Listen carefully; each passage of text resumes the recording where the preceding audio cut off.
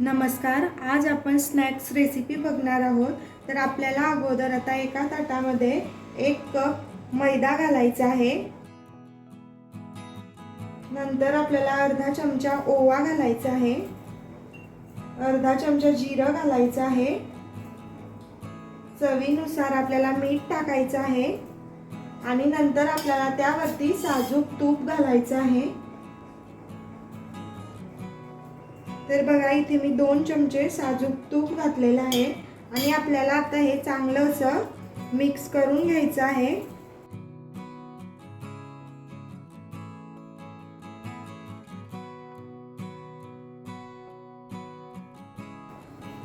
तर बघा, इथे मी पिठाला छान असं मिक्स करून घेतलेलं आहे आणि बघा, पिठाची छान अशी मूठ सुद्धा बांधली जाते, म्हणजे आपलं पीठ छानपैकी आपण मिक्स करून घेतलेलं आहे. नंतर आपल्याला आता यामध्ये थोडं थोडं करून पाणी घालायचं आहे. आपल्याला याचा असा घट्टसर गोळा करून घ्यायचा आहे.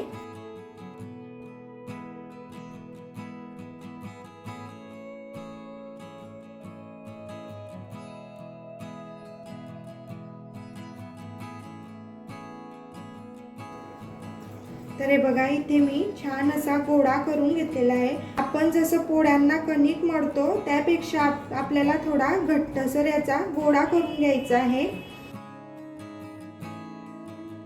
आपल्याला आता यावरती थोडंसं साजूक तूप टाकायचं आहे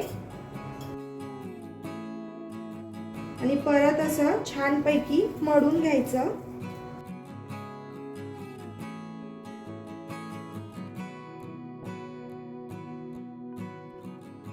तर बघा, इथे छान असा आपला गोळा मळून झालेला आहे. आपल्याला आता झाकण ठेवून याला 15 मिनिटं असंच ठेवायचं आहे.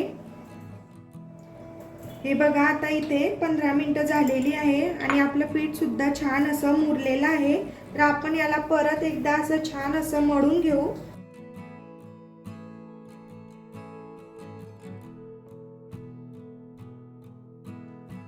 आपल्याला आता असा पूर्ण हा गोळा घ्यायचा.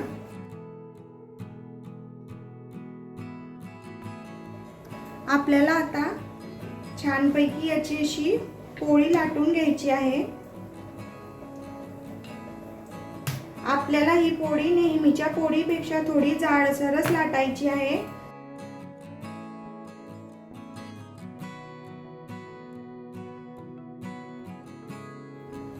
आज आपण काजूच्या आकाराचे खारट असे मस्त शंकरपाळे बनवणार आहोत.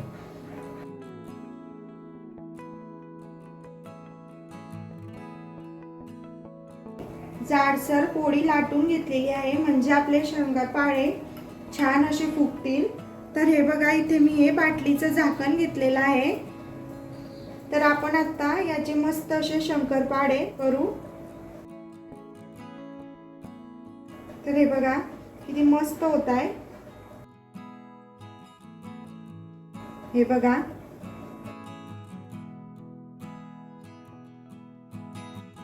मुलांना तर हे असं खायला खूपच छान वाटतं. आपण आता अशाच प्रकारे पूर्ण पोळीचे शंकरपाळे करून घेऊ.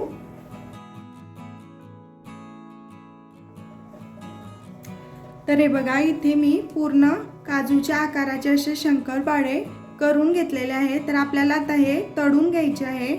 तर इथे मी कढई गॅसवरती तेल तापवण्यासाठी ठेवलेली आहे. आपल्याला आता हे शंकरपाळे तळून घ्यायचे आहे. तर मी इथे अगोदरच तेल तापवण्यासाठी ठेवलेलं होतं आणि इथे आपलं आता तेल तापलेलं आहे. तर आपल्याला अगोदर तेल मोठ्या गॅसवरतीच तापवून घ्यायचं आहे. नंतर आपल्याला गॅसची फ्लेम मीडियम ठेवायची आहे. आपल्याला आता एक एक करून हे शंकरपाळे तेलामध्ये सोडायचे आहे.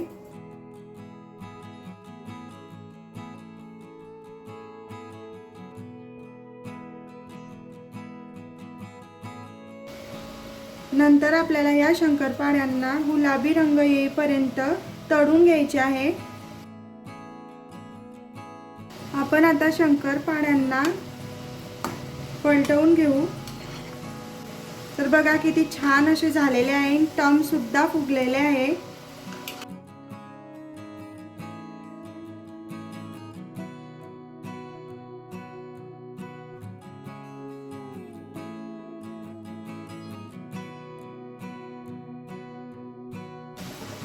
तर बघा इथे शंकरपाळ्यांचा थोडा कलर सुद्धा चेंज होत चाललेला आहे, मस्तच।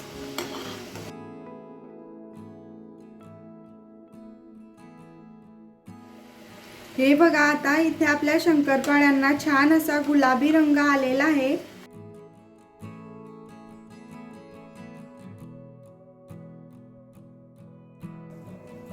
तर हे बघा किती मस्त झालेले आहे। आपण आता एका प्लेटमध्ये काढून घेऊ। आपण आता सर्व शंकरपाळे अशाच प्रकारे तळून घेऊ।